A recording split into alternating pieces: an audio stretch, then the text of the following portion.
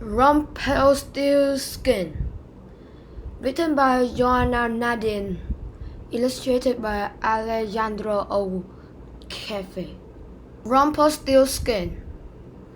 In the far off time there lived a poor miller and his daughter. Lily was kind and clever and good, but the miller was a show-off and who liked to tell tall tales. Lily was in love with a prince but was too poor to be his wife. So the miller went to the king and boasted about his daughter. "She can spin straw into pure gold," he said. The king was delighted and summoned Lily to the castle. There he took her to a turret and showed her a bale of straw. "Spin it into gold by the morning and you may marry my son." Then he locked the door. But of course Lily had no idea what to do and stamped her foot crossly. At this sound a goblin appeared. "Give me your necklace and I will spin the straw into gold." Lily's necklace had belonged to her mother, so she did not want to give it away. Yet she did want to marry the prince, so she agreed. The goblin was as good as his word and spun the straw into a reel of gold. The king was pleased, but he was also greedy. He took Lily another turret with 2 bales of straw. "Spin it into gold by the morning and you may marry my son," he said. Then he locked the door. Then Lily stamped her foot and again the goblin appeared. "Give me your ring and I will spin the straw into gold for you," he said. Lily gave him the ring and the goblin spun the straw into a reel of gold. The king smiled when he saw the gold, but it made him greedier still. He took Lily to another turret with 3 bales of straw. "Spin it into gold by morning and you may marry my son," he said. He locked the door. Again Lily stamped her foot and again the goblin appeared. "I have nothing left to give you," he said, "but I need your help." So the goblin thought and replied, "Give me your first child and I will spin the straw into gold."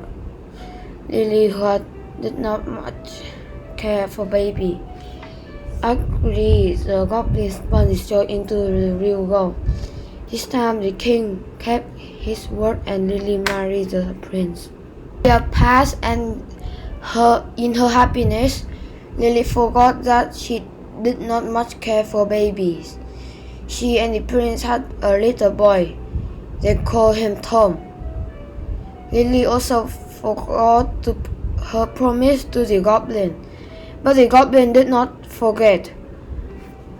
On Tom's first birthday, he came to the castle and said, "Give me your baby." He could not bear to part from Tom and offered the goblin gold instead, but the goblin said Tom was the only treasure he wanted. "But as I have told you, Lily was a clever girl. If I can guess your name, will you let me keep Tom?" she said. "I will give you 3 days," said the goblin, "but you will not win. The child will be mine." Set to work. On the first day, she wrote down all the boy names she had heard of. When the goblin came that evening, she said, Is your name Adam?" "No," smiled the goblin. "That is not my name." "Is it Ahmed?" asked Lily. "No," smiled the goblin. "That is not my name." Akim and Anton and Hassan and Han. Each time the goblin said the same thing. "No, that is not my name." On the second day, Lily went to the castle library and wrote down all the boy names she hadn't heard of. When the goblin came that evening, she said, "Is your name Achilles?" "No," smiled the goblin. "That is not my name." "Is this Axel?" "No," smiled the goblin. "That is not my name." Lily tried Karim and Caspar and Santos and Solomon. Each time the goblin says the same thing. No, that is not my name. On the third day, Lily had run out of ideas, so she went for a long walk into town. She walked around the market, listening out for anyone with a different name.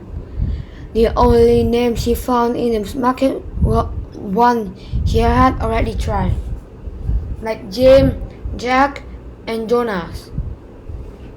Lily had almost given up hope when she saw a market store selling reels of thread. A little man was singing to himself as he stacked them in neat piles. He sang, "My name is not John. My name is not Jim. My name is Rumpelstiltskin." Lily smiled because she could see that the little man was the very same goblin who wanted to take Tom away. The goblin came that evening. She pretended not to know. "Is your name Gumboot?" she said. "No," smiled the goblin. "That is not my name." "Is it Marmalade?" asked Lily. "No," smiled the goblin. "That is not my name." Lily tried Slurp, Scratch, and Mutton and Tintin, but each time the goblin said the same thing. "No, that is not my name." Then Lily had one last guess. "Is your name Rumpelstiltskin?" she asked. The goblin stamped his foot so hard it went through the floor. He pulled with all his might, but he was stuck fast. Lily offered to help him as long as he vanished forever. The angry goblin disappeared. Tom stayed in the castle with Lily and the prince, and for all I know, they are living there still. The end.